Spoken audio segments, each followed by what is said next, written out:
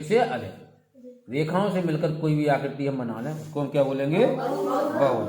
रेखाखंड बहुत सारे, जैसे एक रेखाखंड ये है तो इसको हम ये है रेखाखंड, इसको हम बहुभुज नहीं कह सकते, ठीक है।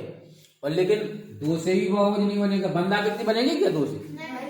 लेकिन तीन से एक बंद आकृति, तो इसको हम क्या बोलेंगे? बहुभुज। यानी कि तीन रेखाखंड, एक रेखाखंड जे, एक रेखाखंड जे, एक रेखाखंड, तो ये क्या बन गया?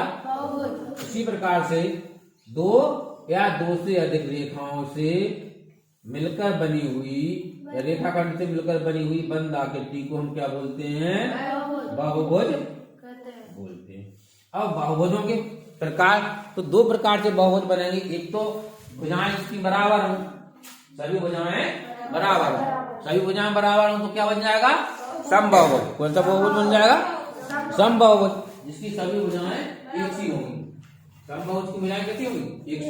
कोई भी भुजा हो, यदि हम देखो जैसे ये है त्रिभुज है, लगभग इसकी सभी भुजा मैंने अपने अंदाज से बना रहा हूं मैं तो, लेकिन ये भुजा बराबर है तो उसको हम क्या बोलेंगे? समबाहुभुज।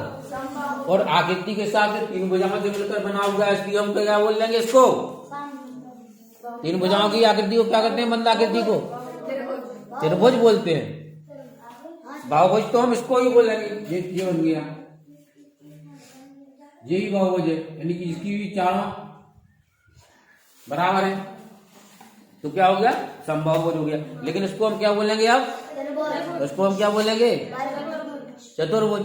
इसी प्रकार से जब पांच भुजाओं से मिलकर कोई आकृति बनेगी, एक दो तीन चार, तो उसको हम क्या बोलेंगे? पंचभुज। ऐसे ही छह वाली को षटभुज, सात वाली को सप्तभुज, आठ वाली को और नौ वाली को नवभुज और 10 वाली को दशभुज। और इसी प्रकार से जितनी रेखाखंड बढ़ते जाएंगे उसी प्रकार से उनका हम नाम लेते, ठीक है।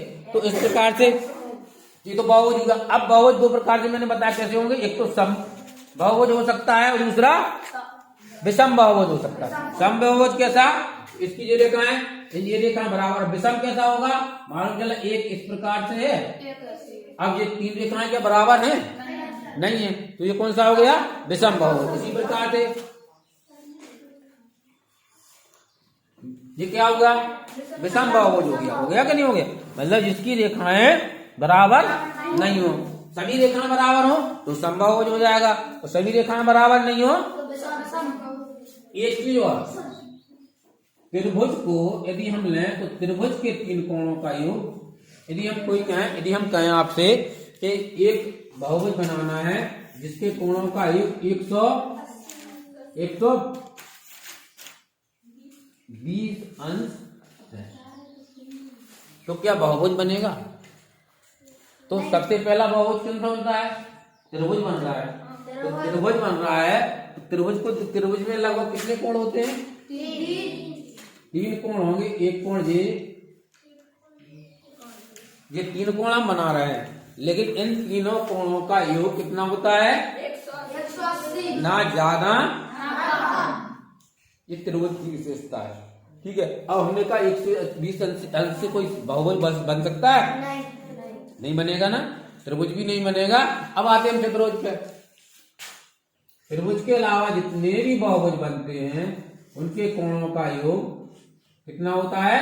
300। यानी कि ये पक्का है, यदि बहुभुज है तो 360 अंश का होगा या 180। इसके अलावा कितने भी भुजाएं अब होती जाएंगी, 5 हो गई, तब भी कितने का होगा? 360 अंश का होगा। कितने का होगा? 360 का। त्रिभुज क्यों होगा? देखो 180, देखो या 180 था, 180 का इसमें और मिला दो, दो त्रिभुज में लगाए तो देखो एक मिले, कितने के हो गए? 360 हुआ। बन के क्या बन गया जी? रोज लग गया नहीं। तो इसीलिए हमें ध्यान रखना है कि त्रिभुज तो 180 का होगा, लेकिन उसके बाद जितने भी बहुभुज बनेंगे वो निश्चित रूप से कहीं ना कहीं कितने के होंगे, 3 से अधिक भुजाओं वाले जितने भी बहुभुज बनेंगे वो 360 अंश के। अब छोटी सी बात एक बार अच्छी तरीके से ध्यान लो थोड़ा सा। यदि हमने एक त्रिभुज बना हुआ है, ठीक है, अब हमने कहा ये कोण है त्रिभुज के, ध्यान रखना थोड़ा सा, यहाँ पे ध्यान दो। तो ये देखो इस प्रकार से कोण बना रहा है, हम आपको बताया था हमने, ये बना हुआ है एक कोण, ये कितने का होता है, 180 का होता है। अब हमने कहा इस तरफ का कोण 60 अंश का है, कितने का है, तो इस तरफ का ये जो बना है जो बकाया वो कितने का होगा, तो क्या करेंगे हम, हेलू ये तो अपना यहाँ पे बिंदु है, अब इसको दोनों को कर देंगे तो कितने का होता है ये, तो 60 हमने इधर कम कर दिया तो कितना बचा अपने पास, तो ये अंतःकोण हुआ। अब हम कहेंगे बाह्यकोण कितने आए, तो बाह्यकोण कितने का होगा, 180 में से कितने घटाएंगे, कितने बचे, यानी कि जो बाहर का कोण है कितने का होना चाहिए, 120 अंश का। यदि उनने दिया कि ये बाह्यकोण 120 अंश का है, ये 120 का है, अब अंतःकोण ज्ञात करो, इसका दे दिया और इसका भी दे दिया, सबके बाह्यकोण दिए, अंतःकोण बताना है, तो क्या करना है हमें, कितने में से घटाना है, 180, यानी प्रत्येक कोण जो बनेगा, ये भी कोण बनेगा, ये पूरा कितने का बनेगा, 180 का। ये कोण ही बन रहा है, ये कितने का बन रहा है, मतलब जब दोनों को मिला देंगे, अंत और बाह्यकोण दोनों को मिला देंगे तो दोनों कोण मिलके कितने के बन रहे हैं, 180 बन रहा है दोनों को, यानी कि अंत और बाह्यकोण दोनों को मिलाएंगे यदि हम, तो निश्चित रूप से 180 के होंगे। यदि हमने चतुर्भुज में भी यही होगा, चलो ये चतुर्भुज होगा, ये देखो इधर ये दो कोण बनेंगे, कितने के बनेंगे, ये भी 180 के बनेंगे, ठीक, सब 180 के, दोनों को मिला देंगे यदि हम तो निश्चित रूप से 180 के बने। और जब ये अंतःकोणों को हम जोड़ेंगे 1 2 3 कितने का होना चाहिए, और त्रिभुज के अंतःकोण जोड़ेंगे तो कितने के होना चाहिए। यदि हम इस प्रकार से, यदि हमें कोई सवाल प्रश्न आता है कि ये अंतःकोण दिया हुआ है, बाह्यकोण निकालिए, बाह्यकोण दिया हुआ है, अंतःकोण निकालिए, तो हम यदि इनके तीनों कोणों को बाद में हमें चेक करना है तो हम तीनों अंतःकोणों का योग कर लेंगे, तो हमें मालूम कितना आया, 180 अंश आ गया, यानी कि हमने सही कोण निकाले। इसका चतुर्भुज का 360 आ जाएगा तो हमने निकाल लिए सही। अब हमने कहा कोई प्रश्न है,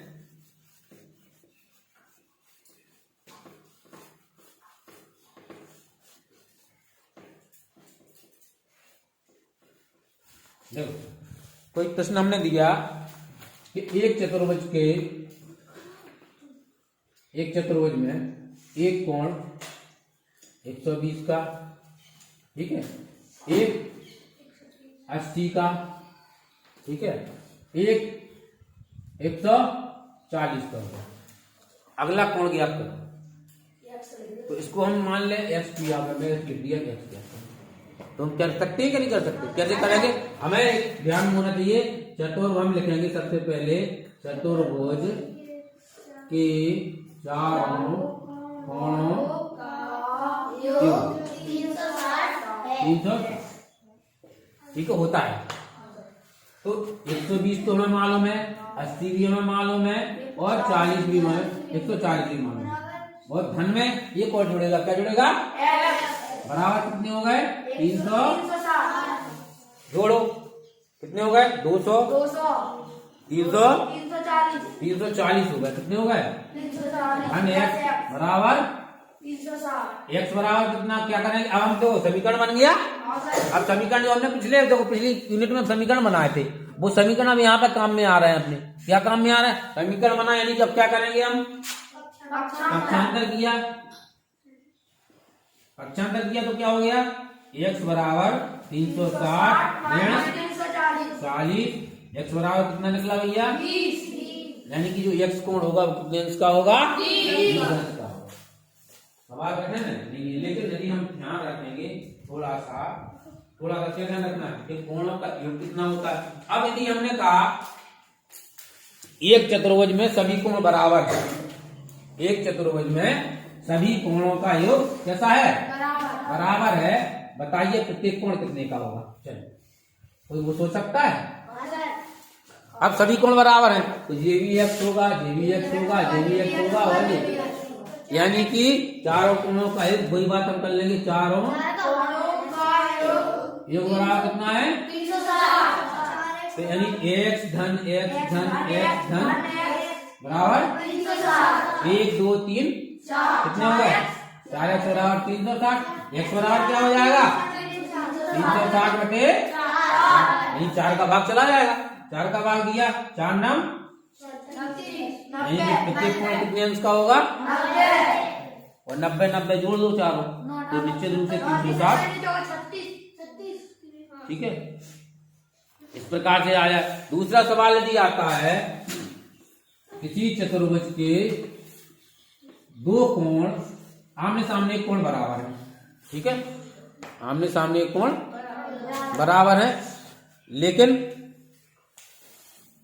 अन्य दूसरे कोण उससे दुगने, उनसे दुगने हैं। कैसे हैं? दुगने हैं। बताइए कोणों का मतलब प्रत्येक कोण की माप बताना है। जैसे इनने कहा ये x है, ये x है, ये कितना दुगना मतलब कितना हो गया? 2x। ये कितना हो गया? 2x हुआ। अब हम कैसे निकालेंगे? वही चारों कोणों का योग 2x धन 2x धन 1 धन 1 बराबर, ध्यान रखना। अब यहाँ पर देखना ये कितने हो गए? 2 4 2 बराबर x बराबर कितने हो जाएंगे? बटे 6 यानी x बराबर तो 60 निकला है। x बराबर तो 2x बराबर कितना निकलेगा? 2x का मतलब क्या हुआ? 2x का मतलब क्या हुआ कि 2 का गुणा x में है, यही तो मतलब हो रहा है। तो 2x बराबर